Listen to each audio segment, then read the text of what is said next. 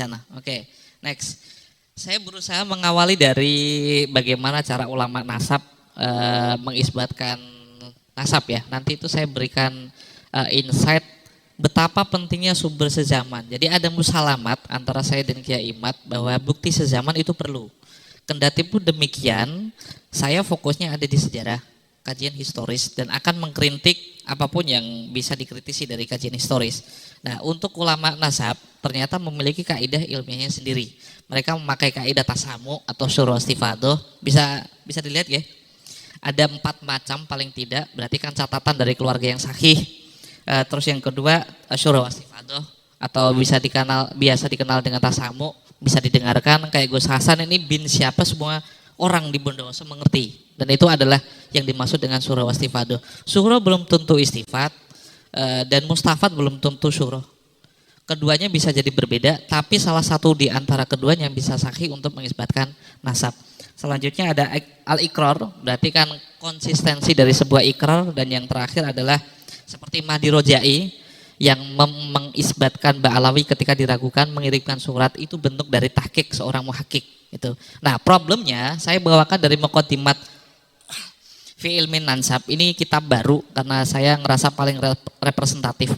Kenapa ada gugatan seperti Kiai Imad gitu? Karena jika syukur wastifado itu berlaku sepanjang masa, kenapa orang yang dikenal sebagai anak dari leluhur dari seorang mujtahid mutlak bisa sampai tidak tercatat? Jika syukur wastifado itu dikenal, kenapa nampaknya tidak pernah sekalipun dinotis oleh ulama di masanya?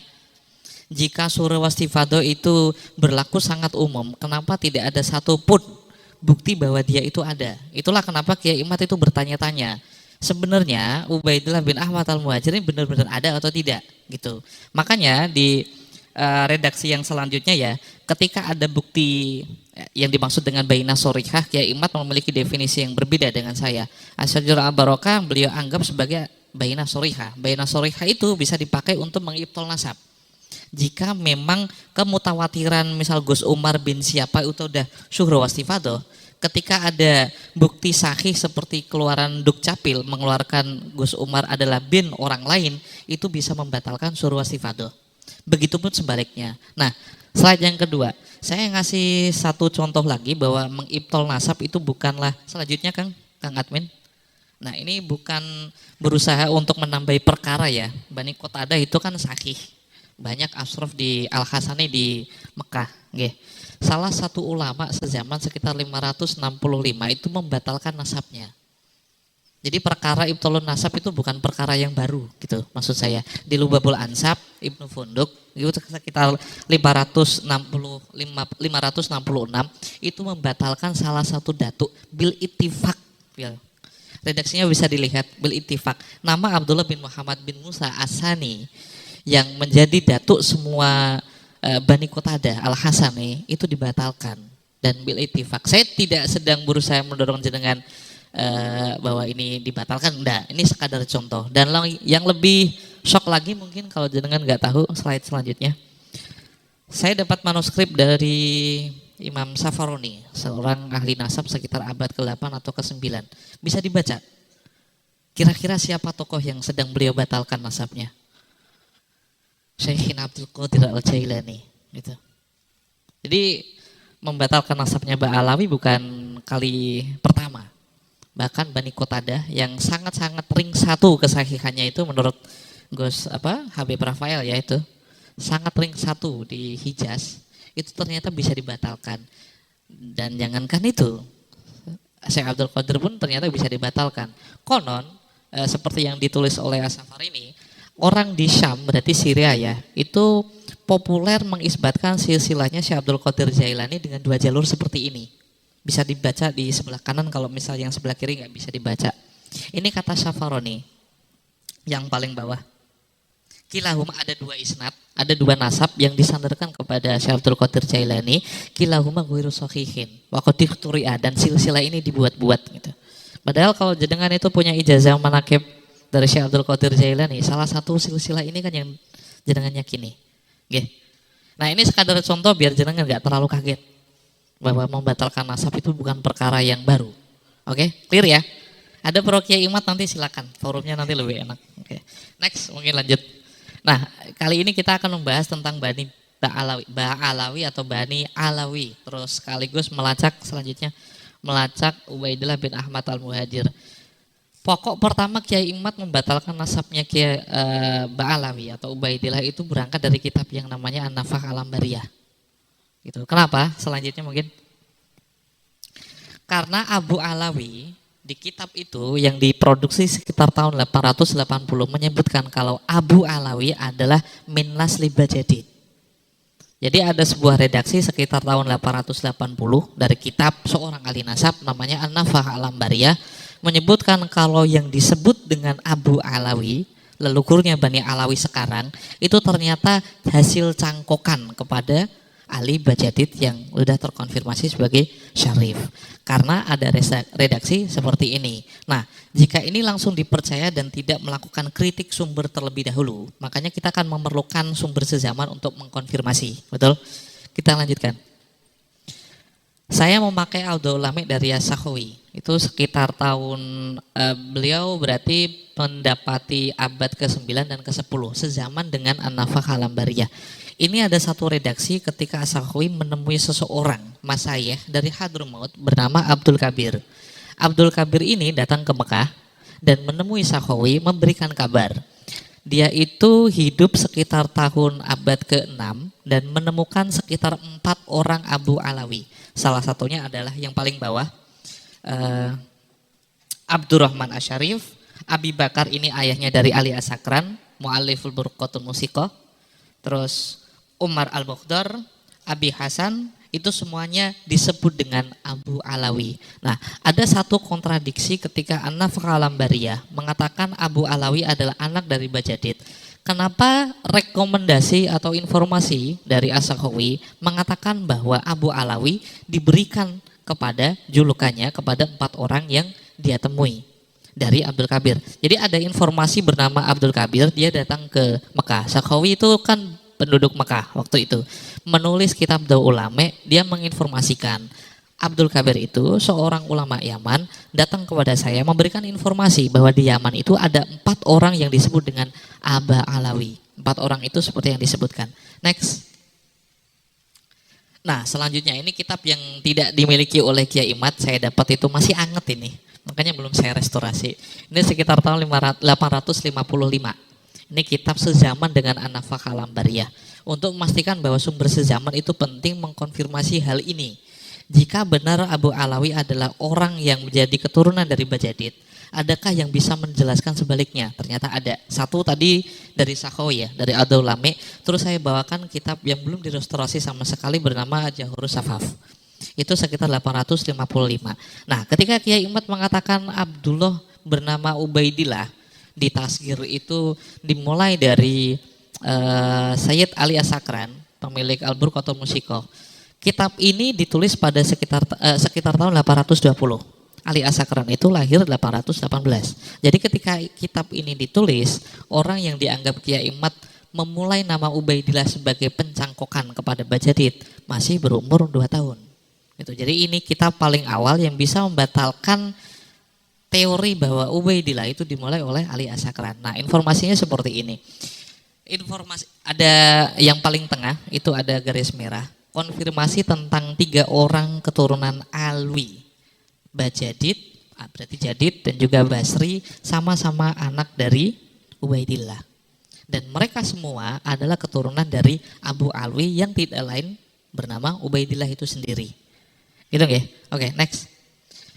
Bukti keempat. Ini berarti As-Suluk fi Tabaqatil Ulama wal Muluk. Berarti saya sudah mendatangkan 1, 2, 3 kitab. Nanti ada satu terakhir itu ulama yang menangi sezaman dengannya dan setelahnya.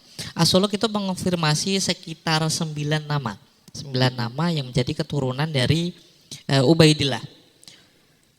Jika Anda melihat hal seperti ini tanpa memperhatikan sebelumnya bahwa surah wastifadoh tahqiq dari seorang muhakik itu tidak bisa, maka dengan nanti seperti Kiai Imat ketika melihat As-Suluk fi Tabaqatil Ulama wal Muluk. Ini kitab sejarah, ini kitab tabaqat. Bisa enggak kitab sejarah itu dipakai untuk mengisbatkan silsilah seseorang? Saya jawab bisa, Kiai Imat tidak. Kenapa? Kita memiliki definisi yang berbeda. Saya meyakini dari As-Suluk, fi Tabaqatul Ulama wal Muluk, dia kan murid dari Ibnu Samurah, murid in absentia. Jadi dia mengutip beberapa kitab-kitab sejarah dan saya sangat suka redaksi yang dia pakai. Laula tarikh la juhilatil ansab wa ma tatiddual bimautizu amaiha. Jika tidak ada ilmu tarikh, maka seluruh nama ini, Anda bisa lihat nama-namanya, tidak akan berarti apa-apa. Anda tidak akan mengetahui siapa itu Ahmad Al-Muhajir, siapa itu Ubaidillah, siapa itu yang paling atas ya, siapa itu Ali, siapa itu Muhammad, siapa itu Muhammad lagi, siapa itu Ja'far Shadiq, siapa itu nama-nama ini, tidak akan Anda bisa pahami jika Anda tidak memiliki kemampuan untuk ilmu sejarah. Makanya usulnya dari ilmu nasab itu saya meyakini adalah ilmu sejarah. Jika furu, ya kita ngerti ya, furu kan nggak bisa, usul kan nggak bisa berdiri di atas usul. Furu usul nggak bisa berdiri di atas furu. Makanya ilmu nasab itu nggak bisa berdiri jika tidak berdiri di atas ilmu sejarah. Tanpa pengetahuan apapun tentang Ahlul Bait lah, kira-kira nama ini tanpa ilmu sejarah bermakna atau tidak nama-nama ini? Siapa itu Ali? Siapa itu Muhammad? Siapa itu, kelihatan ya? Siapa itu Jadid? Siapa itu Abdullah? Terusannya, siapa itu Ja'far Shadiq? Siapa itu Muhammad Al-Bakir? Al-Bakir itu bermakna apa? Jika tidak memiliki kemampuan tentang sejarah, ini tidak akan berarti apa-apa. Nah, bedanya Kiai Imad dengan saya itu, beliau hanya kolot memakai kitab nasab. Sementara Al-Janadi sendiri itu memakai ilmu sejarah, dan ini buku tentang Tobaqot sejarah. Nah, bisakah dipakai? Sangat bisa. Karena saya mendapati beberapa kitab nasab seperti Al-Ubaidili memakai kitab-kitab sejarah untuk sebagai landasan. Tanpa kitab sejarah kita tidak akan tahu siapa itu orang yang disematkan dengan Al-Bakir. Kenapa sampai Musa Al-Kazim itu, definisi tentang kisahnya, dia punya anak berapa, mungkin dituliskan dalam kitab nasab.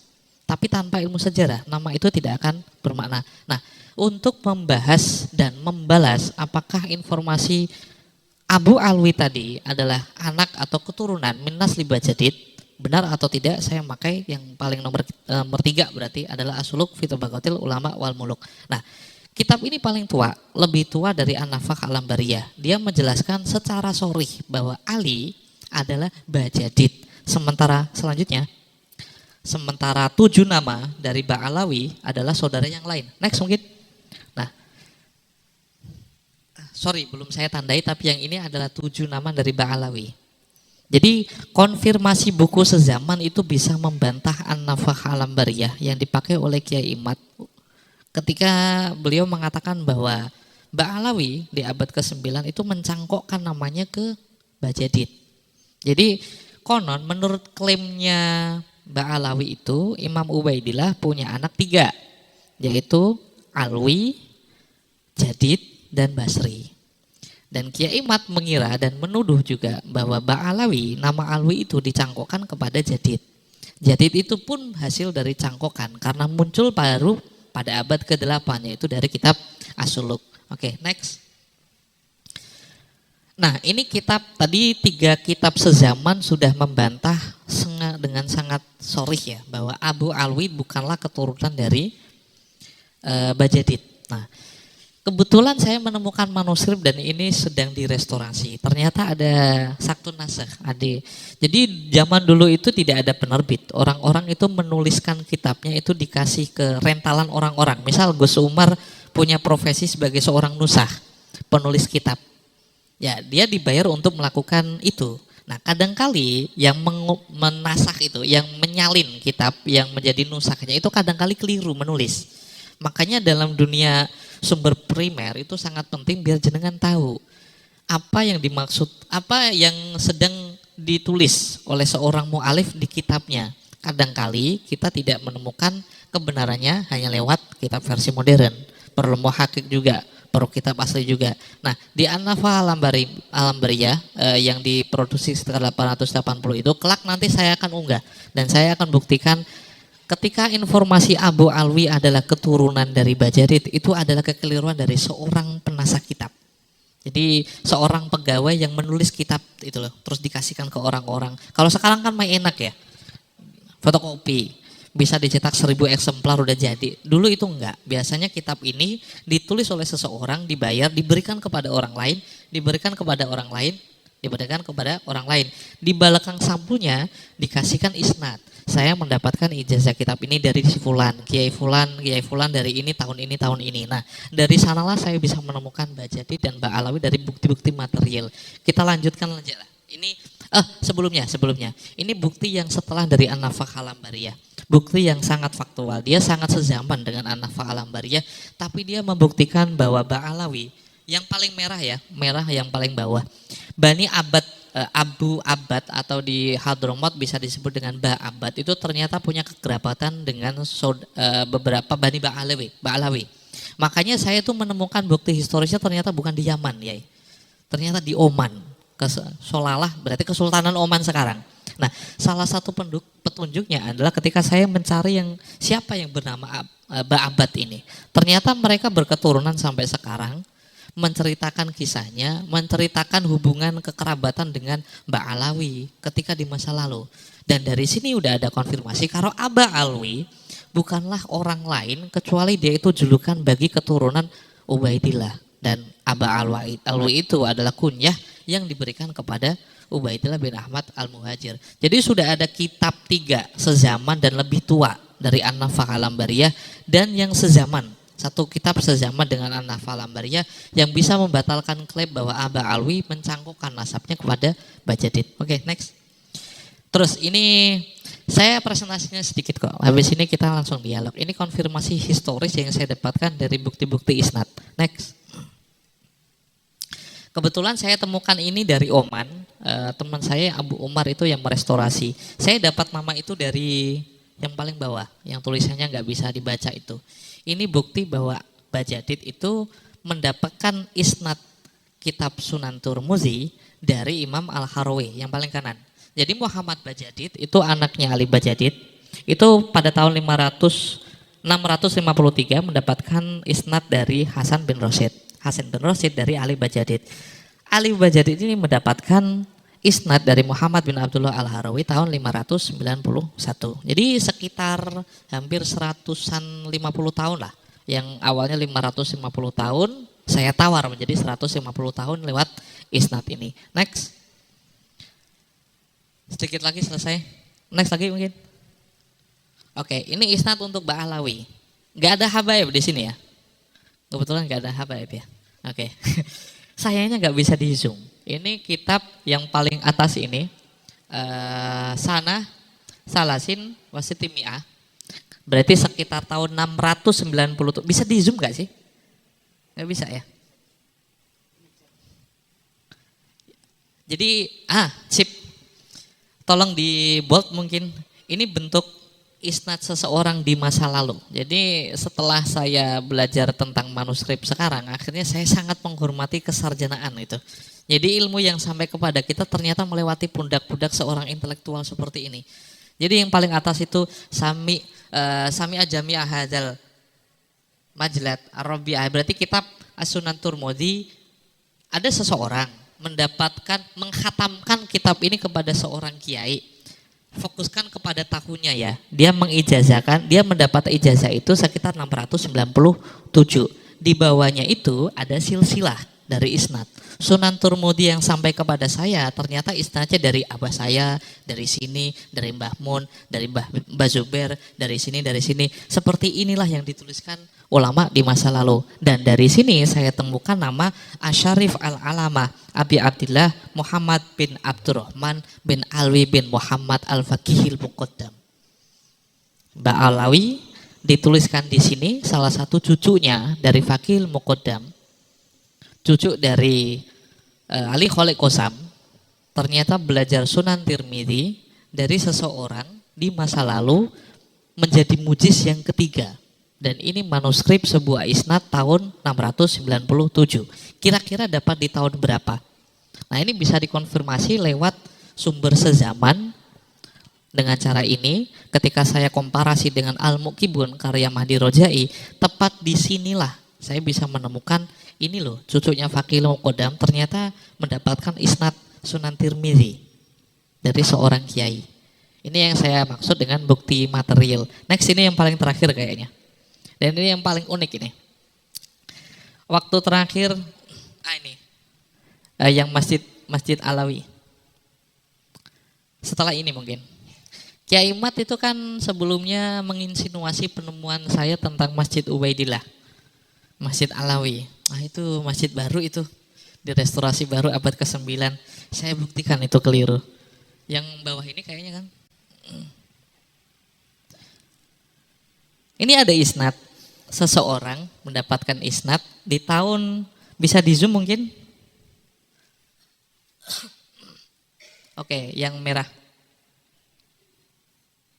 Bawain lagi, drop. Apa ya, bawah. Oh iya, sorry, ini. Ini sekitar tahun ada keterangan, sorry. Oh ya, pada 500, yang paling kiri Pol, ada seseorang mendapatkan ijazah pada tahun 566. Di mana dia mendapatkan ijazah? Di suatu masjid bernama Masjid Asy-Syarif di Aden.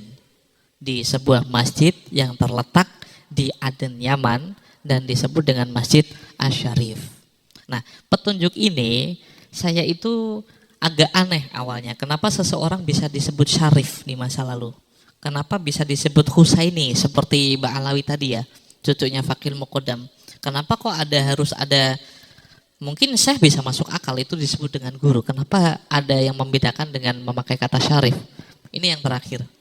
Jadi, ini berarti sekitar tahun 566 ada seseorang mendapatkan ijazah. Ini sekadar membuktikan bahwa ada Masjid Alawi di masa lalu. Sekitar 566. Kalau dikurangi 400, berarti Alwi itu sekitar tahun 400. 566 berarti kan 160 ya. Jejaknya kan masih bisa dicari. Itu sekitar kalau saya masih bisa mendapati adanya canggah. Canggah itu berarti yang keempat. 1, 2, 3, 4. 4 ya. 4. Ini masih bisa dipersempit lagi. Ini bukti yang paling sezaman ketika tahun 566 ada seseorang mendapatkan ijazah dan disebutkan masjidnya di mana. Nah, soal Asy-Syarif Al-Husaini diteruskan, ini yang paling terakhir, halaman yang terakhir. Sepakat ya, hukmul hakim yarfa'ul khilaf ya. Ketika hakim itu memutuskan sebuah istilah, ya tidak ada istilah yang lain. Ini kitab dari Turfatul Ashab, karya Umar bin Yusuf dari Bani Rasul. Yaman waktu itu kan dikuasai oleh Bani Rasuli, yang konon Sunni dan memiliki kompetisi teologis dengan Syiah. Nah, kiranya saya ingin bertanya, ketika ada konflik teologis di masa lalu, sebuah kesultanan Sunni, dia pasti mengerti dong yang namanya Syiah itu sedang mencari yang namanya Imam Mahdi sama Imamah. Kira-kira bakal mewaspadai seseorang yang menjadi keturunan Imam Ali dari Jalul Husain atau enggak? Saya ini pernah di video, mungkin ini saya ulang lagi untuk melogikakan. Dulu ketika ada perang antara Belanda sama Indonesia, misal di Bondowoso, informasi dari Bondowoso mengatakan kalau pasukan dari Jawa itu sekitar 10.000 orang. Tapi informasi dari Belanda mengatakan pasukan dari Bondowoso itu 1.000 orang. Kira-kira manakah yang paling benar dari informasi itu? Dari Belanda. Aduan akilon, waduh, dalil. Maksudnya informasi dari musuh itu terindikasi yang paling akurat. Maksud saya mengantarkan kitab ini kitab yang paling sunni dimiliki oleh seorang sultan ketika di sana banyak Alawiyyin, yang paling bisa dicari oleh orang-orang Syiah untuk menjadi imamnya adalah keturunan Imam Ali. Kira-kira bakal waspada atau tidak? Pertama, itu pasti waspada. Kewaspadaan itu kadang-kali diciptakan dalam bentuk label. Logika yang paling sederhana itu, panggilan Pak Haji sama Bu Haji di zaman sekarang mungkin menjadi privilege. Tapi ketika Anda belajar sejarah, ternyata itu dipakai oleh Belanda untuk mengidentifikasi siapa orang yang keluar negeri dan kiranya mendapatkan ide-ide tentang pembebasan, tentang resistensi, tentang perjuangan, tentang kemerdekaan. Jenengan mungkin bisa bangga memiliki label haji sebagai haji. Tapi kita hidup di masa lalu, itu tanda yang bisa dimiliki oleh Anda yang bakal diawasi oleh Belanda. Kalau ada ide-ide tentang pembebasan, Pak Haji ini nih pasti. Karena tidak mungkin orang yang berada di pecinan, di Pekojan, terus di kampung Jawa, itu akan bicara tentang kemerdekaan karena dia tidak pernah belajar tentang itu. Dari mana dia belajar tentang kemerdekaan? Pasti dari luar. Nah, Asyarif Al-Husaini dari identifikasi seorang sultan itu, I'lam Anna Syarifah, syarif itu saya pakai untuk menyebutkan dua tok. Jadi ada dua syarif di zaman itu. Ini sultan yang ngomong, bukan saya. Kalau dengar kata Raden itu pasti dipakai untuk kesultanan. Pokoknya keraton lah ya, keraton. Tadi di belakang ada Raden berarti gelar atribusi untuk keturunan ningrat di Jawa. Asyarif ini dipakai di dinasti Rasuli untuk mengidentifikasi dua hal saja. Keturunan Khalifah Ali dari istrinya Siti Fatimah itu disebut syarif. Ketika jalur dari Sayyid Hasan Al-Hasani, ketika dari jalur Husain disebut Husaini. Kenapa ini tidak pernah dipikirkan oleh seseorang yang mau meneliti isbat nasab dari sudut pandang historis? Padahal ini semua kan petunjuk gitu. Seorang sejarawan atau detektif itu tidak akan meninggalkan dan tidak akan melupakan hal ini. Ternyata ada Masjid Asyarif bi Aden, itu ternyata bisa dilacak. Waktu itu yang disebut syarif adalah seperti ini. Jadi ini adalah konfirmasi bukti historis yang paling mentok ketika Kiai Imad mengatakan 550 tahun, sudah saya tawar menjadi 150 tahun. Terima kasih, cukup sekian dari saya. Assalamualaikum warahmatullahi wabarakatuh.